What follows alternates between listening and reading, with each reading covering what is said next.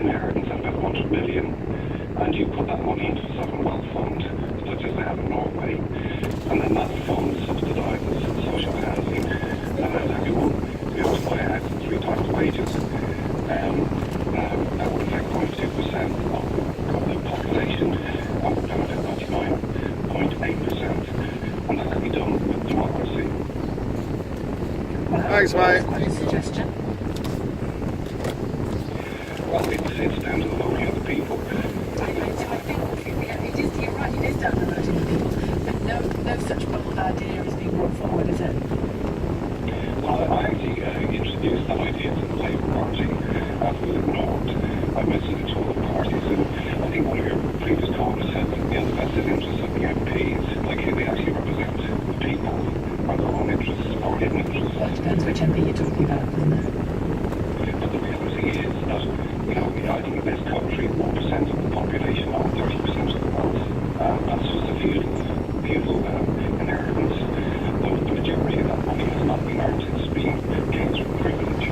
All I'm saying is, allowing people to have that right of to their children, maybe £100 million, quietly, going back into the system, pay for social housing, pay for entrepreneurs, pay for infrastructure, and let the wealth of the nation come to the nation.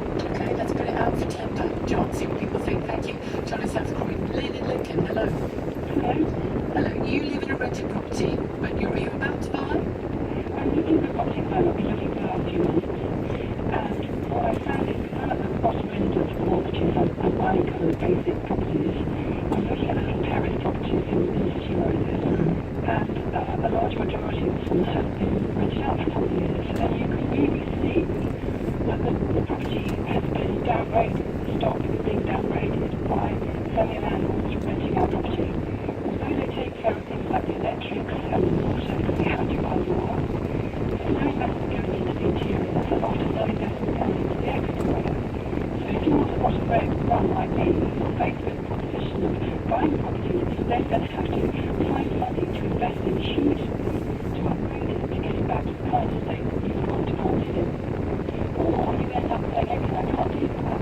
So I'm going to look for a new property which tends to be on the outskirts of the city.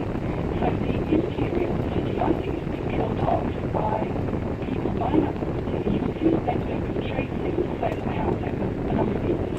They buy it up, they hang on to it for about 10 years, they suck all the rent out of it that they can, and then they put it back on the market for Oscar, basically. Didn't grow it as a... Yeah. And you can get the bargain because it's the same place, the kitchen's from the same place. You want these big places, and without being told that you rent it out. Yeah. Make it to the same market, the same cost. Or that they've just been cheaply refurbed. Exactly. And none of this contributes to community, does it then?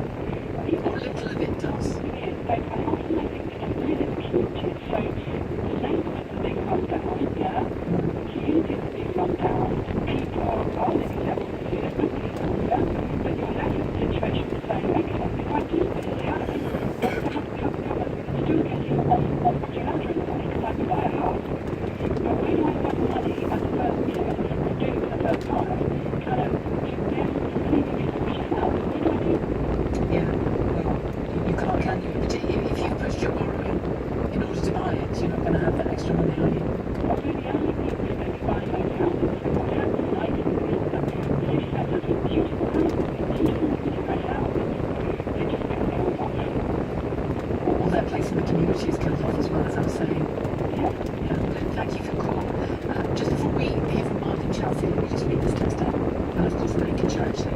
The text, 41, was only able to buy my property because of some inheritance money. Without that, I would still be renting because of wages to outgoings. They're not fair.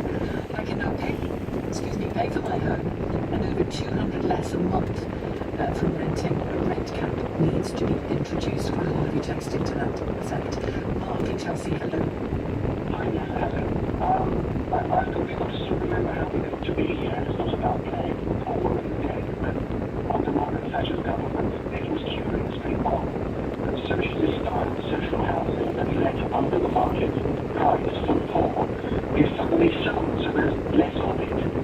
And the obvious thing is to build more of it. But being in Chelsea, I've looked at exaggerating, see some very curious things, like on one side, the Margaret Suletry dines with the Queen in a house, and next door, people who are on crack in social housing. So I think that if we do build, which we're going to have to, more of the stuff, there's going to be some serious legislation required so that if they behave in a disgusting way, and the percentages, crime reporting, that the statistics are out there, people who think it's a right to be given prime, often cases prime property, they think it's just a right and they can then start to behave in a very disgusting way there. I think they should then be removed for the sake of the rich and poor in society who are surrounding them, who they live next to. It's not, it shouldn't be a sort of right that you can behave in a disgusting way, get somebody pregnant, embark on a career on drugs, and say, well, where's my council family thing? It's a month late. It doesn't, we can't afford to work like that anymore. Well, you're not suggesting that only certain types of people end up on crack, are you, Mark? Well, I do see that, if there is acquisitive crime, often not conducted by major minds, they don't seem to be coming out of Belgravia. They often are in council estates, which are very close to extreme wealth, like Grenfell. We're told that there are millionaires opposite it. There's nothing wrong with that, but when you're very poor and often not very bright, and you see wealth surrounding you, perhaps, it's not your fault, but the behaviour of people who are given these properties is not right. I wish you hadn't brought Grenfell into this, simply because you're making very sweeping statements about the manners and intelligence of poorer people that I'm not very comfortable with, and also making huge assumptions about the manners and intelligence of wealthy people that I've seen the opposite of many times. But to say poor suggests perhaps you're working hard and getting paid less. That's perhaps a very wrong adjective for me to use. I don't know what the polite adjective would be, but it's government-funded people who aren't working and devoted often to career crime.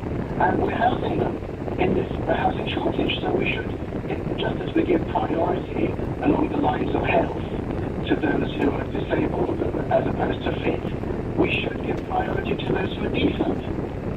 And how do we decide who's decent? Well, simple. Look at work records, criminal records. If somebody has been in full-time work for years, as opposed to not, and has no record compared to someone who's never worked and has been in and out of prison, as people are released from prison, they're told by their probation officer to apply for council housing. And if a very wealthy banker who lives in Chelsea is found to have been part of the LIBOR scandal, does he or she have to get kicked out as well? If it's government... That wasn't very decent, was it? Well, often, I totally agree with you. I think Where do we send them? That country estate?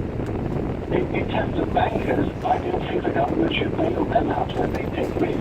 I think they should be punished in different ways for different things. Okay, Mark, thank you for your call. That went off in a direction I wasn't expecting, but thank you. You get to decide the direction.